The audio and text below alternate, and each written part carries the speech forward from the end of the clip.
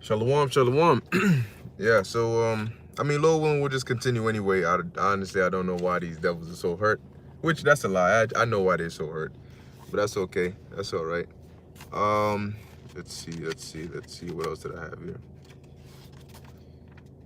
It's very strange that, you know, you can be doing a stream and then it just gets cut off just like that. You know, I mean, it happens. It happens.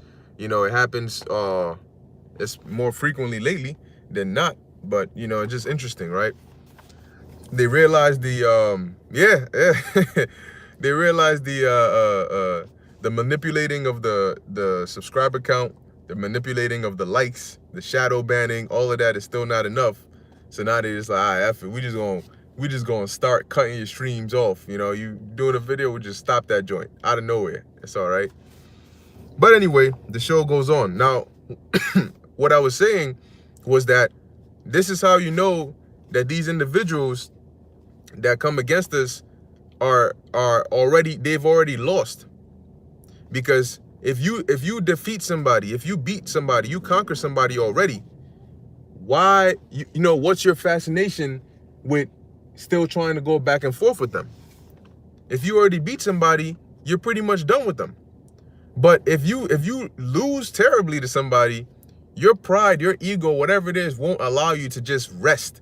You're gonna continually look for a way to get back at them, for a way to get a win, for a way to find something that can bring you that piece of accomplishment. That, yeah, I finally beat this guy. So what are you gonna do? You're gonna keep on going back, keep on going back, and that's what you see with these individuals. You know, like Vocab Malone. He can't stop because every time he came, he took an L. And so he's not satisfied. He can't. He can't sleep at night.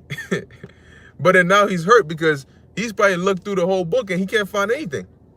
He's like, damn, everything I try to come at them with is not. So you know what? Now I'm gonna just be on the lookout for any events that take place that I could tie in to the Hebrew Israelites, and I'm gonna just try to see if I could grab them that way. You're wasting your time, my man.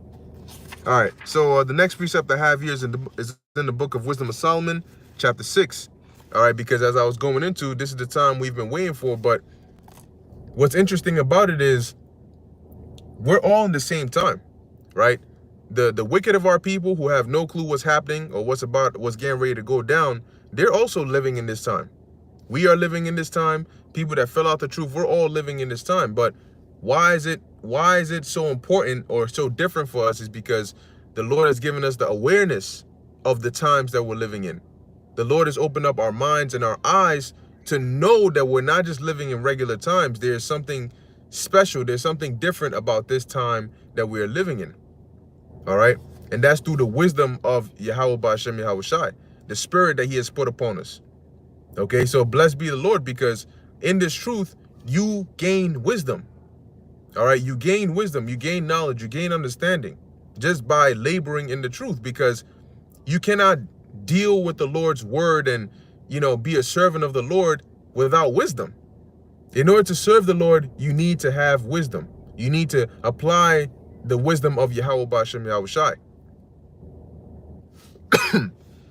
Speaking on that, this is the book of Wisdom of Solomon, chapter 6, verse 12. It says, actually verse 11, it says, wherefore set your affliction, set your affection upon my words, desire them, and ye shall be instructed. Wisdom is glorious, and never fadeth away. Yea, she is easily seen of them that love her, and found of such as seek her.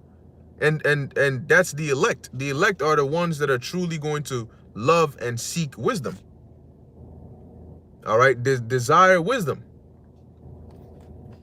She preventeth them that desire her, in making herself first known unto them. Now, the thing about wisdom is she's so valuable, but she's like a chick that plays hard to get at first, but once you get her, she's all over you.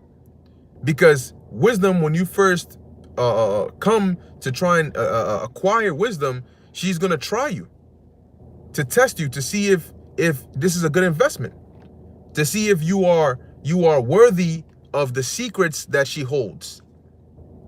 Because she's not just gonna give those secrets onto anybody. She needs to know if she can trust you with those secrets. And so that's why she will walk with you by crooked ways, to see if you desire discipline.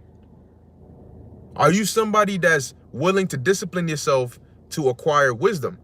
That's what happens when you come into the truth. When you first come into the truth, the temptations you go through, you're not used to going through those kinds of temptation in the world for this cause. So you feel like you're being thrown left and right, and you got to do this, you can't do, you got to do this, and you're like, oh my, you know what I'm saying? Then just as you're trying, something else happens. People start coming against you. It's a different kind of fire. It's a different kind of battlefield. But it's to try you to see, well, are you made for this? And if you are, then you'll stay. And if you're not, then you'll leave. It'll become too burdensome onto you. It'll be like a heavy boulder on your back. But are you willing to carry it for wisdom? Or are you not? Are you going to say, nah, this is too much. I didn't sign up for all this. Because of that discipline. A lot of people, you know, you have individuals that come into the truth and stay for a while and leave. But you have some that the second they try to get into, they can't. They leave. Because the beginning trials, they realize that, nah, this ain't for me. This isn't somewhere that, this isn't what I thought it was. I'm not willing to discipline myself to this extent for wisdom. No. And that shows you that they didn't know, they didn't have a goal, a true solid goal and objective coming into the truth. If you come into the truth through the fear of the Lord, and you sincerely are afraid and you desire to have the wisdom, you know, of Yahweh Ba'Shem Yahushua, you desire salvation, then it doesn't matter what it is that is thrown your way. You don't have an option. Your mindset is, it doesn't matter what it is that you know, what trial or whatever I have to go through. Salvation is what I'm here for. So whatever means, you know, I'm shown to gain that, guess what? That's what I'm gonna go with. You know?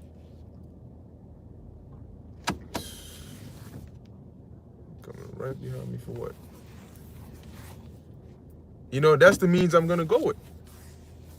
So at the end of the day, when you come into the truth with aimlessly, because you're coming based off of what you're seeing outwardly, instead of what you're actually, you know, what do you desire? Do you desire salvation? Are you coming because you want to serve the Lord? Do you want to get delivered? If that's the case, then when wisdom lays those heavy boulders on your back, you know, whips you with the whips of hell and the fiery flames of uncomfortability, you know, to test you and to try you, you're gonna go through it.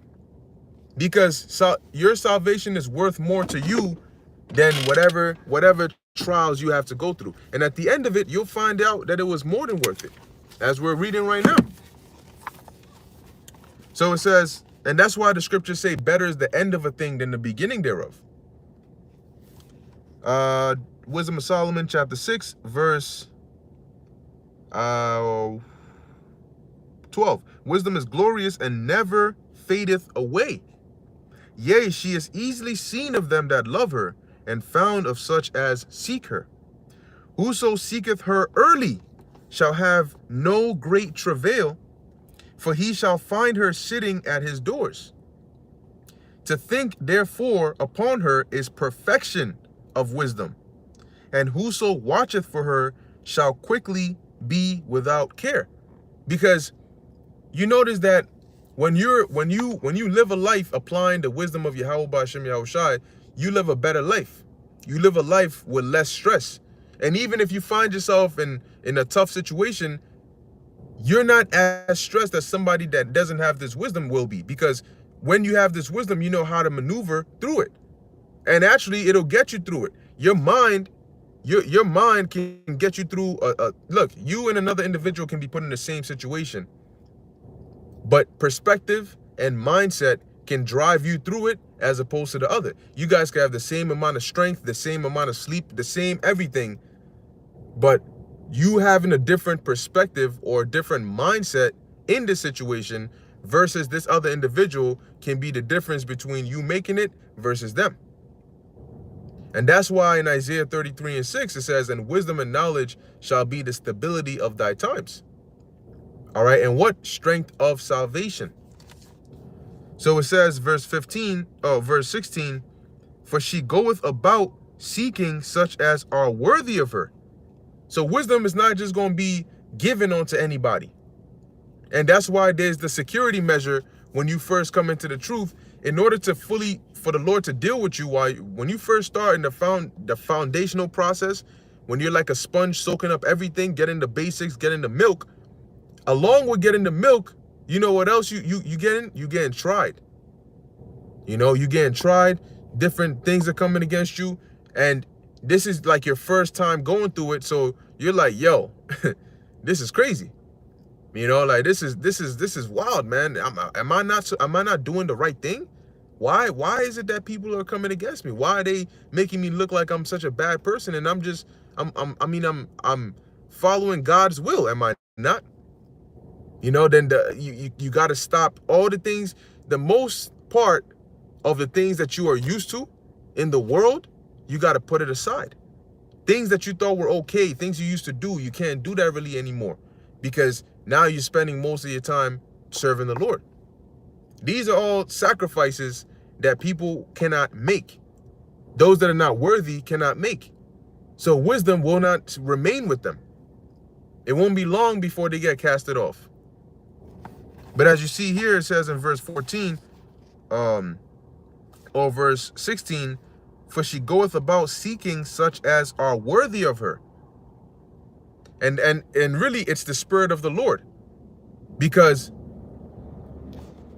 ultimately we didn't come into this truth of our own will. The Lord called us. When you're called, somebody seeks you. You're sort of.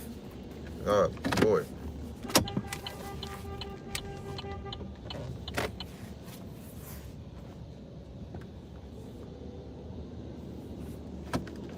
You know, when you're called, you're sort of.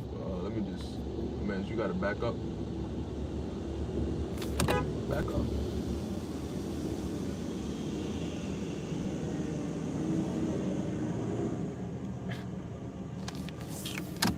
Man, I'm honestly like, I don't know what's wrong with these people, man. You mean to tell me you don't know that you got to back up, bro?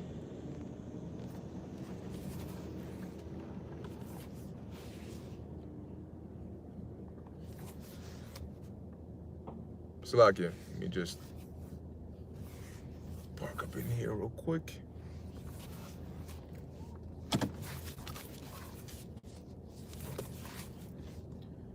Right, so we were sought out. When you call somebody, you have to seek them.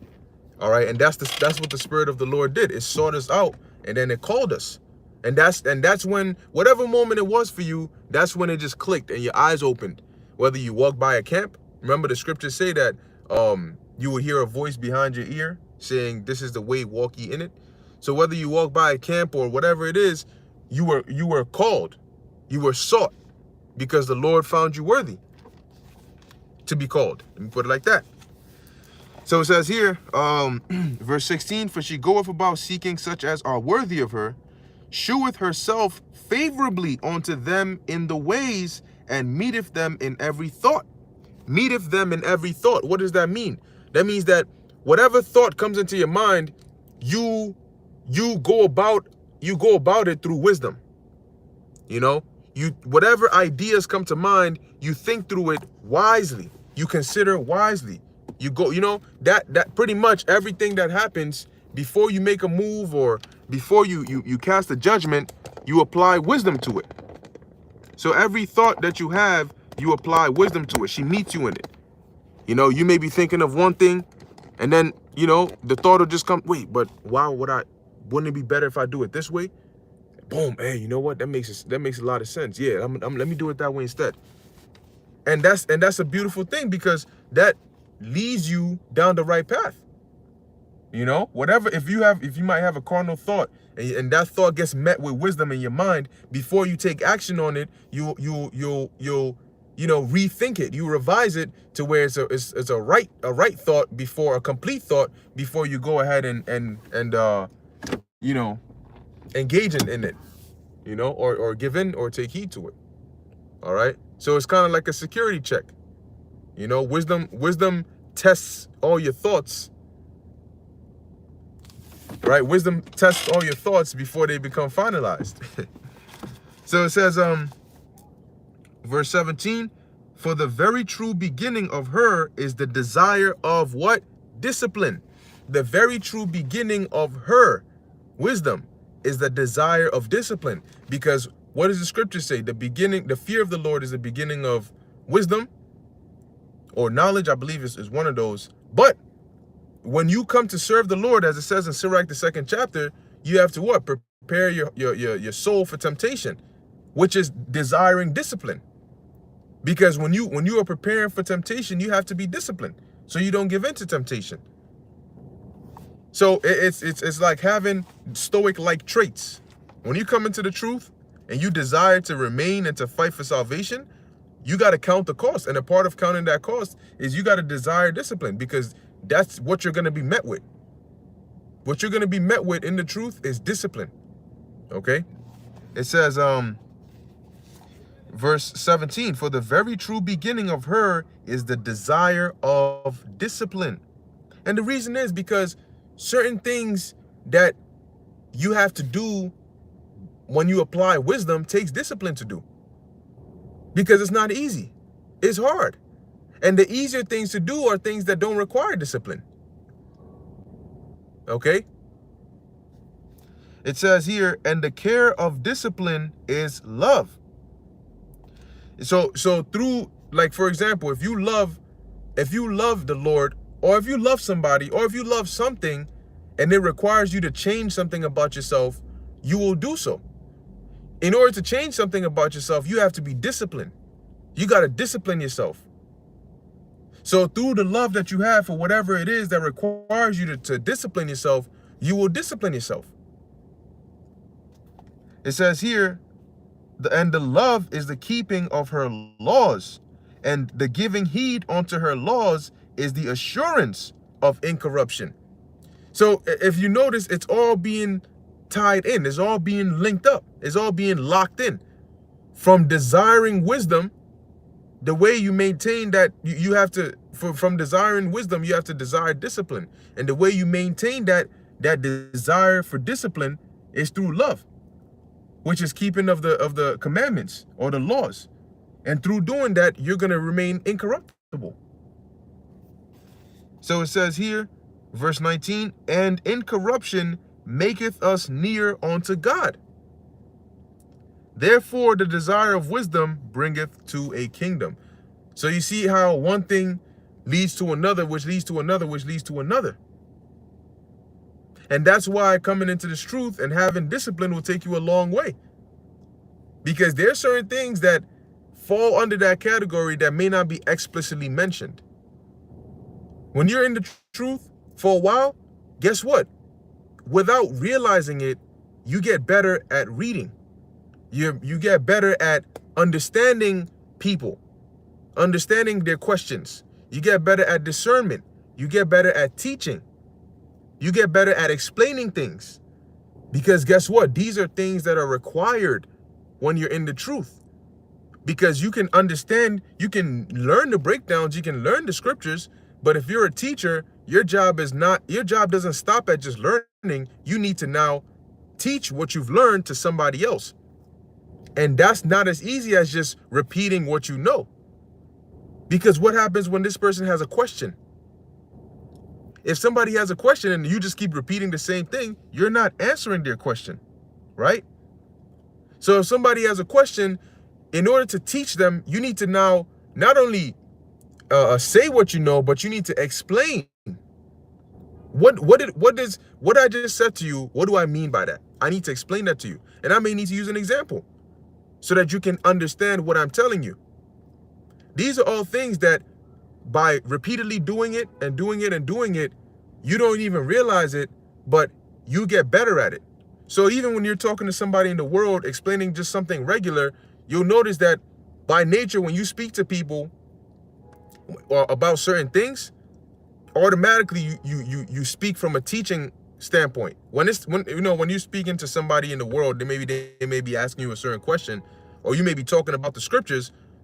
Unless you're deliberately trying to, speak at a, at a certain, trying to purposely speak to them from a certain standpoint, and if you just naturally talking to them, automatically you assume more of a teaching role, and them more of a listening role, because you're so used to doing that.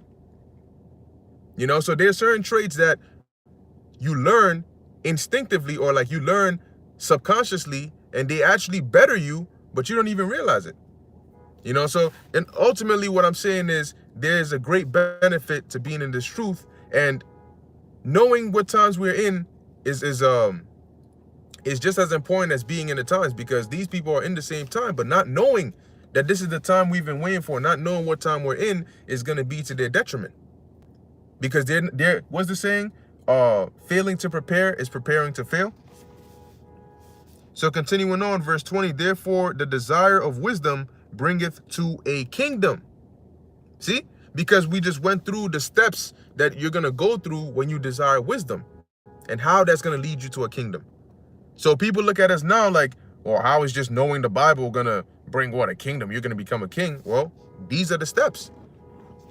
Verse 21, if your delight be then in thrones and scepters, O ye kings of the people, honor wisdom, that ye may reign forevermore. All right, so our desire, our delight is in thrones and scepters. We want to be made kings and rulers in righteousness. So we have to desire wisdom. All right, but ultimately we're at the point where this thing is getting ready to go down. You're seeing what's happening, and at any moment now, it's looking like as the summer progresses, going into fall, things are gonna really start turning up. I believe they said the inflation rate for June went up from 5.4% in May to 6.1% in June. So it's going up. All right, it's going up. And when this thing starts imploding, it's gonna happen so fast. These investors are not gonna see what hit them. Gold and silver is gonna skyrocket. These things are gonna happen, and people they're not gonna have enough time to react. And that's why that crash is gonna be so devastating to them. But anyway, with that, I'm gonna end it here. Lord willing, that was edifying to the elect. These devils, they gonna do what they gotta do, but that's not gonna stop us from doing the work of the Lord. So in closing, I want to give all praises, honor, and glory to Yahweh, Bahashem, Yahweh Shai, Bahashem, Rachak Wadash. Until next time, Shalom.